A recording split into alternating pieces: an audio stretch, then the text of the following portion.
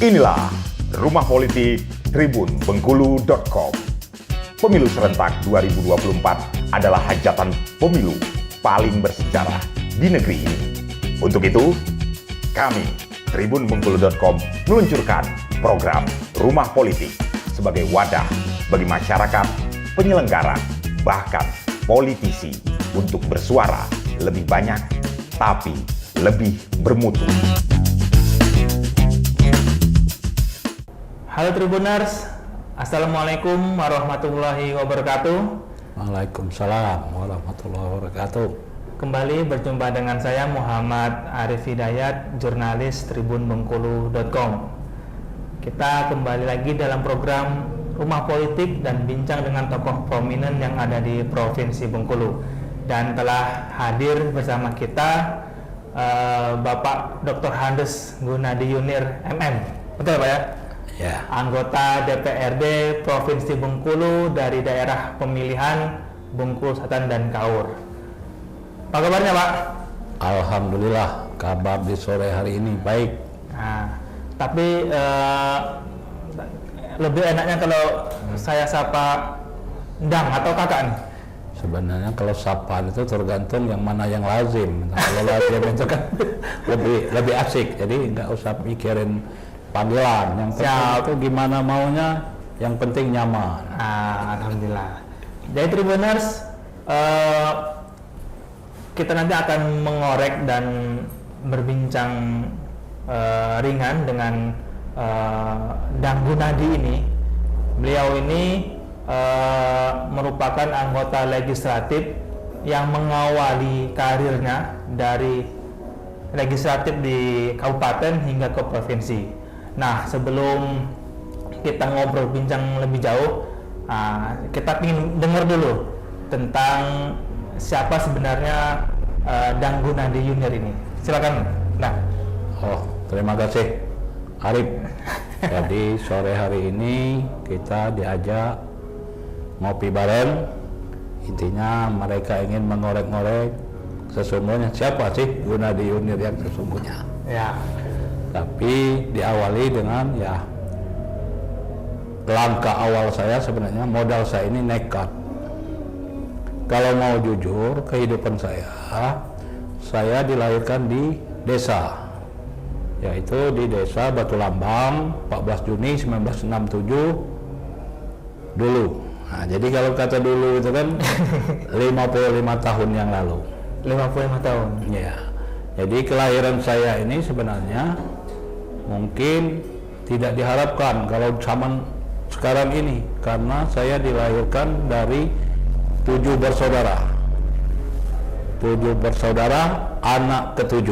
Nah, jadi kamu kalau sekarang ini saya yakin dan percaya anak yang tidak diharapkan karena anak terlalu banyak. Jadi itu sejak saya dilahirkan dari 7 bersaudara dan semua keluarga saya laki-laki. Nah, jadi itu. Jadi perjalanan saya kalau mau cerita untuk sampai ke politik ini memang panjang.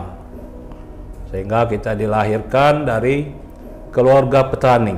Nah, jadi orang tua saya petani. Sudah itu dia berdagang kecil-kecilan. Dalam hal itu ya berdagang jualan daging di pasar-pasar yang ada di Kabupaten Bengkulu, bukan seperti Bengkulu Selatan, bukan seperti sekarang ini. Sudah ada pasar-pasarnya. Kalau dulu itu cuman ada di pinggir jalan buat tempat sehingga berdagang di pasar-pasar harian.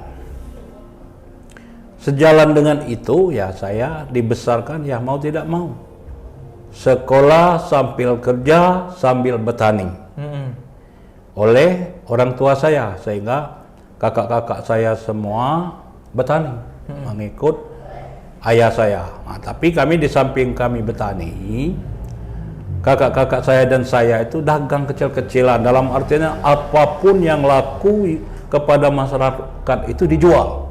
Ada kelapa dijual kelapa, ada beras dijual beras, sehingga banyak yang lain-lainnya, sehingga tidak menentu. Intinya berdagang untuk mencari makan, bukan untuk mencari kaya waktu saat itu. Nah, jadi seiring dengan itu di zaman itu di umur 7 tahun saya sekolah SD 7 mana waktu itu kan. Sehingga saya tamat di SD itu tahun 81. Sudah itu saya masuk SMP 1 saya tamat tahun 84. Selanjutnya SMA saya tamat tahun 87. SMA tamat 87. Ya, selanjutnya saya meneruskan pendidikan ke Sekolah Tinggi Ilmu Administrasi Bengkulu, Setia, tahun 87 dan tamat tahun 92. Selanjutnya setelah tamat saya berdagang, masih bujangan saya dagang, jual daging di pasar, sudah itu beli hewan ternak hidup, jual ke luar daerah, ke Curug, sampai ke Jambi. Perjalanan hidup, ya mungkin sudah banyak yang tahu, 96 saya beristri dan mendapat keturunan 3 orang. Sehingga anak saya yang tertua sekarang ini tamat kuliah sarjana komunikasi, dan yang kedua sudah tamat apoteker melanjutkan lagi untuk S2-nya. Dan yang ketiga sekarang ini masih kuliah. Jadi perjalanan panjang ini di tahun 1999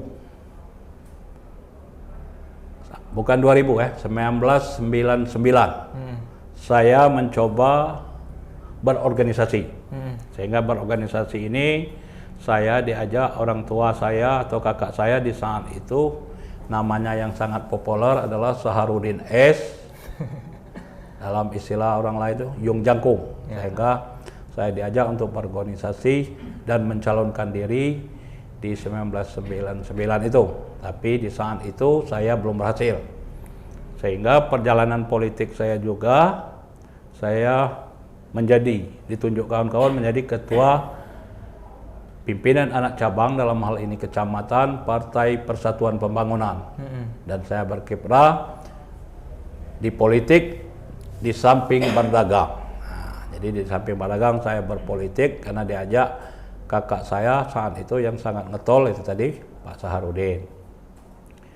2004 saya mencoba lagi untuk mencalonkan diri di DPRD Kabupaten Bengkulu Selatan, dan alhamdulillah 2004 saya dipercaya masyarakat untuk duduk di DPRD. Jadi 2004-2009 saya dipercaya periode pertama di daerah pemilihan 3. Setelah saya seiring dengan perjalanan waktu, kepercayaan masyarakat semakin mempercayai saya, sehingga 2009 saya mencoba lagi beruntung saya, dan alhamdulillah saya terpilih kembali, tapi saya pindah ke Dapil 1 di Bengkulu Selatan. Dan saat itu saya juga dipercaya menjadi wakil ketua DPRD. Oh, wakil ketua ya. 2010 saya mencoba lagi peruntungan calon wakil bupati berpasangan dengan Gusnan Mulyadi yang sekarang sekarang menjadi bupati. Tapi ya saat itu kita belum dipercaya oleh masyarakat untuk menjadi wakil bupati karena jabatan saya sudah menunggu wakil ketua DPRD. Mungkin itu yang menjadi alasan masyarakat sehingga tidak memilih saya. Nah, jadi Kak Gun, saya potong Kak Gun. Iya. Berarti Kak Gun itu mengawali karir sebagai toke sapi Kak Gun ya? Iya. Atau tukang daging dan betul. Petani gitu kan. Iya. Nah, dari seorang toke sapi ini tadi menjadi sebagai seorang wakil rakyat itu apa sih kemauan yang kuat sehingga Kak Gun harus terjun ke dunia politik? Kan katanya kan dunia politik itu dunia kejam, penuh intrik gitu kan? Iya, ya. Jadi menarik memang kalau kita lihat kan, karena saya ini orang tua saya sesungguhnya tidak berharap saya itu kira-kira jualan daging itu, karena terus terang saja kalau ingin jualan daging termasuk masyarakat juga kan, ya jadilah kau tamat SD atau tamat SMP. Nah, tapi saya setelah tamat dari kuliah saya tidak minder. saya pokoknya harus kerja, harus menghasilkan uang bagaimanapun juga. Nah, jadi apa yang saya lakukan itu ya sebenarnya antara dagang dengan politik ini sebenarnya sama-sama asik. Kalau istilah berdagang, kita berdagang pagi, jualan, hitung-hitung untung rugi. Ya. Nah, kalau di politik ini ya memang ya pendekatan untuk mendapat daya tarik daripada masyarakat itu ya dari dagang tadi itu sudah masuk konsepnya sebenarnya kan. Pokoknya kita harus beri servis kepada orang-orang sehingga orang-orang itu senang terhadap kita dan ingin memilih kita. Nah, ini sebenarnya berawal dari situlah aku merasakan bahwanya politik itu indah karena 2004 saya jadi anggota DPR cuman modal atribut. Modal atribut. Atribut. Luar biasa. Artinya kemungkinan itu bisa terjadi walaupun hanya modal atribut kayak. Iya, karena kepercayaan masyarakat di saat itu melihat figur itu gimana. Kalau saya ini kan orang-orang tengah pasar, Ya. pasar yang tempat orang ramai. Jadi mereka itu kan senang dengan saya. Jadi modalnya sekedar modal topi partai, baju partai. Nah, bukan seperti sekarang ini, kira-kira itu. Nah, jadi mengawali itu wah luar biasa saya. Kalau saya sampai saat ini merasakan politik itu indah dan enak. Di samping memang kalau berdagang itu kadang-kadang saya walaupun sudah sampai di sini, puncak di sini kan, saya sering di tengah pasar itu ngobrol, ngopi dengan orang-orang di pasar. Sehingga merasakan bahwa di pasar ini asik juga sebenarnya kan. Kita ingin bicara apapun bisa saja. Di tengah-tengah teman-teman kita di pasar. Sehingga kita tidak menjaga jarak antara kita anggota DPRD dengan kita pedagang. Sehingga mereka merasakan, wah Pak Gun ini tidak berubah di waktu dulu dengan sekarang. Ya. Artinya Tribuners kalau untuk berpolitik itu ya nggak harus muluk-muluk Pak ya. Iya. Yang penting modal niat dan modal atribut aja sudah jadi tadi. Iya, itu tadi. Jadi kalau sekarang misalkan masyarakat berharap banyak nggak minta ini minta itu wajar saja. Ya. Karena awal kita dari nol. Lain cerita kalau awalnya kita sudah habis-habisan jual ini jual itu. Nah, di saat kita merasakan bahwa kita dipilih masyarakat itu dari 2004 itu sampai saat ini kita ya merasakan masyarakat itu adalah bagian dari kita, bukan bagian dari transaksi jual beli. Nah, kadang-kadang politik ini dirasakan orang-orang itu merupakan transaksi jual beli. Sehingga inilah yang membuat terpilihnya kita susah, tidak terpilih kita lebih susah. Lebih susah. Ya, karena itu tadi. Nah, Kak Gun, dari seorang toke sapi, kemudian jadi anggota legislatif, nyalon lagi jadi waka, Ya. kemudian terpilih kembali jadi anggota DPRD Bengkulu Selatan, terus sekarang jadi anggota DPRD Provinsi. Tantangan yang Kak Gun selama berpolitik, mungkin hal yang unik yang Kak Gun alami apa? Jadi sebenarnya kan kalau saya merasakan berpolitik itu nampaknya mulus-mulus aja. Ya, betul. Nah, sehingga 2004 sampai sekarang saya itu berjalan itu mulus aja. Kelihatannya mulus kelihatannya. Ya, karena masyarakat merasakan nyaman untuk memilih saya karena intinya kita menjadi orang hebat dalam hal begini, kita jangan lupa dengan masyarakat. Sehingga kita dengan masyarakat atau masyarakat ingin ketemu masyarakat sama biasa-biasa saja. Sehingga tidak menampakkan kesombongan. Nah, itulah kata kuncinya. Jadi jangan sombong di saat kita berada di atas. Karena takutnya nanti jatuh. Nah, di saat kita jatuh nanti kita ya bingung. Nah, jadi untuk saat ini memang apalagi zaman sekarang ini masyarakat itu kan mengharapkan figur pimpinan itu merakyat. Sehingga anggota DPR, bupati, jangan lupa dengan rakyat. Jangan sampai menjelang 2024, sekarang ini sudah mulai lagi tebar pesona. 3 tahun belakang dia itu ngambek sama pemilihnya karena tidak merasa dipilih. Nah, ini. Oleh sebab itu, kalau kita dari awal sampai akhir, kita tetap biasa-biasa saja dengan masyarakat, mudah-mudahan kita dirindukan oleh masyarakat itu. Artinya di seorang politik itu tidak boleh baper, ya Kak Gun? Iya. Jangan nggak capai target, jadi ngambek dengan konstituennya gitu. Ya, jadi kalau kita ingin berpolitik, kita jangan mudah, kalau bahasa mana itu purik, kalau bahasa Indonesia itu Ya, ngambek. Nah itu jangan. Karena terus terang saja kalau kita ngambek berkepanjangan, maka merugilah kita apabila kita masih ingin terjun di politik. Politik, siap. Oke Kak Gun, selama 20 tahun Kak Gun ya. Ya, Kak Gun Nadi menjadi seorang anggota legislatif gitu. Nah, capaian apa yang telah Kak Gun capai dan apa yang ingin Kak Gun Nadi capai? Dulu pernah kan nyalon jadi wakil bupati. Nah, di tahun politik yang akan datang, nah, apakah keinginan itu akan kembali dilakukan atau memilih santai gitu menjadi anggota legislatif kembali? Ya, jadi sebenarnya kita punya cita-cita itu inilah. Hidup di politik ini tidak pernah henti-hentinya. Jadi selalu hidup. Gimana gerakan politik itu harus selalu hidup. Untuk saat ini memang kita berharap ya ke depan ini memang mau tidak mau kita harus maju.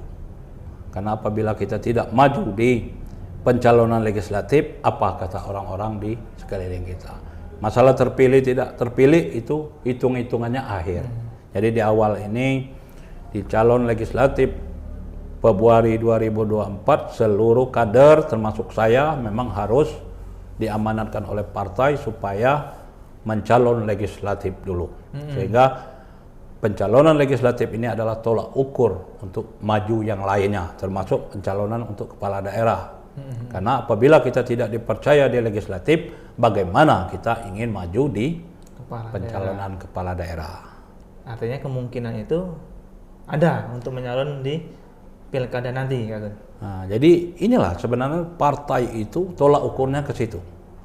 Kalau kita diamanatkan partai harus mencalon karena melihat kondisi partai kita bagus waktu legislatif, ya mau tidak mau kita harus siap. Nah, jadi seorang politikus itu tidak ada istilah saya tidak akan mencalon. Siap tidak siap apabila diamanatkan oleh induk partai harus siap. Nah, Kak Gun, selama jadi anggota DPRD provinsi kan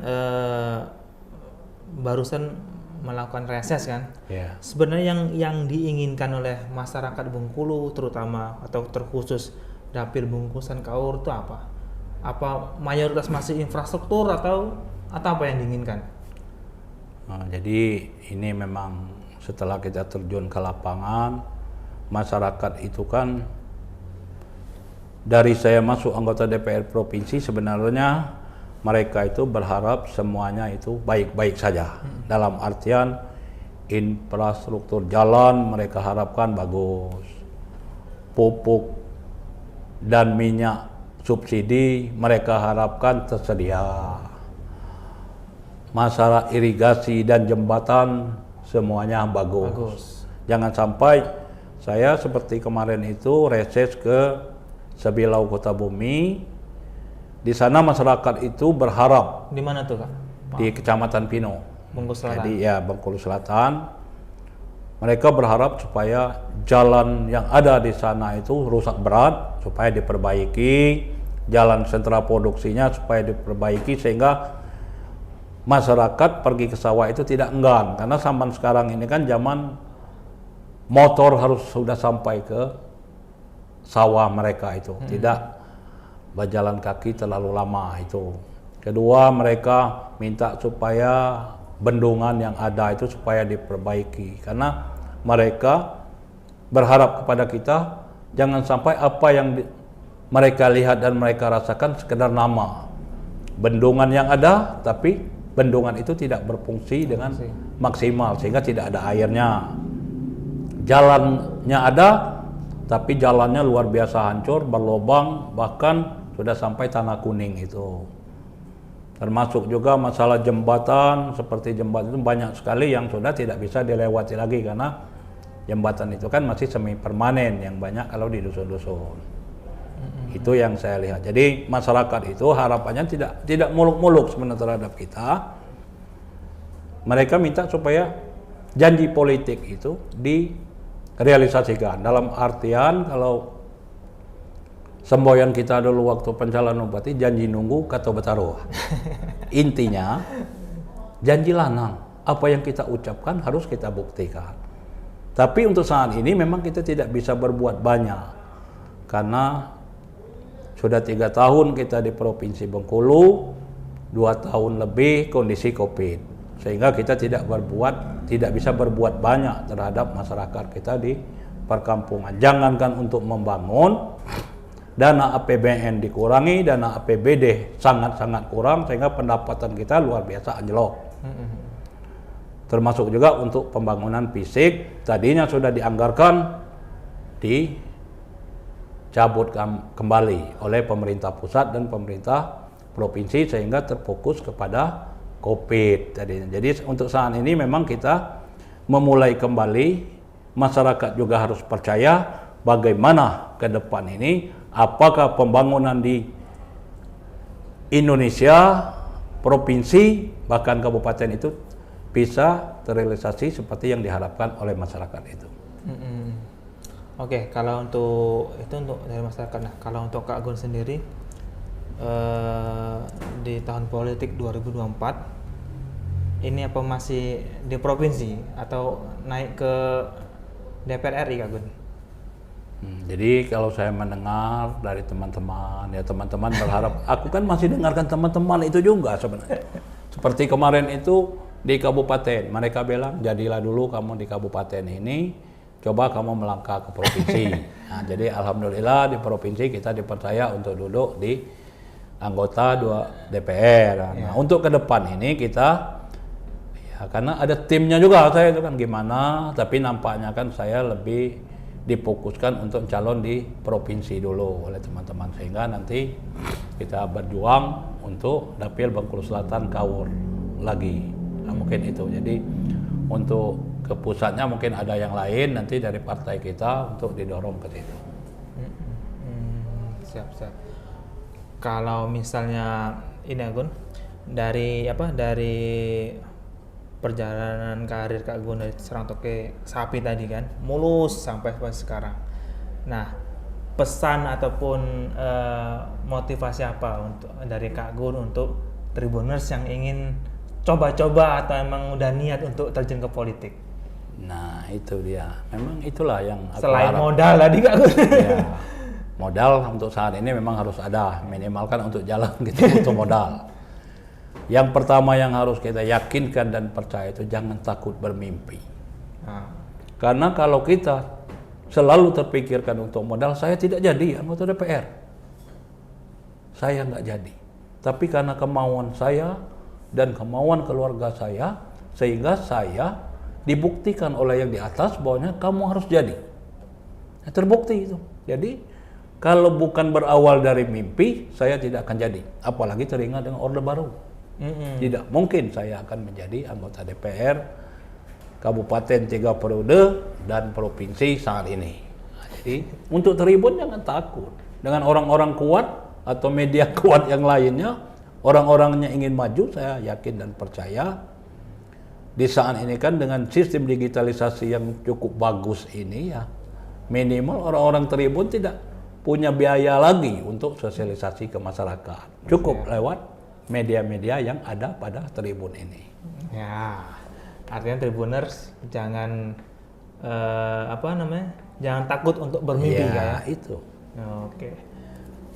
Mungkin ada yang ingin sampaikan Kak Gun ke Tribuners sebelum kita tutup bincang politik pada sore hari ini?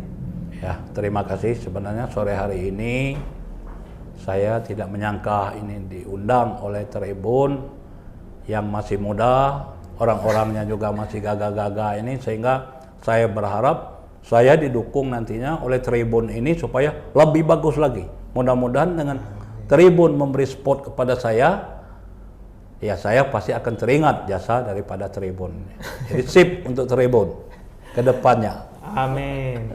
Oke, Tribuners, itu tadi bincang kita bersama anggota DPRD Provinsi Bengkulu Dapil Bengkulu Selatan dan Kaur, Bapak Dr. Handes Gunadi Yunir MM.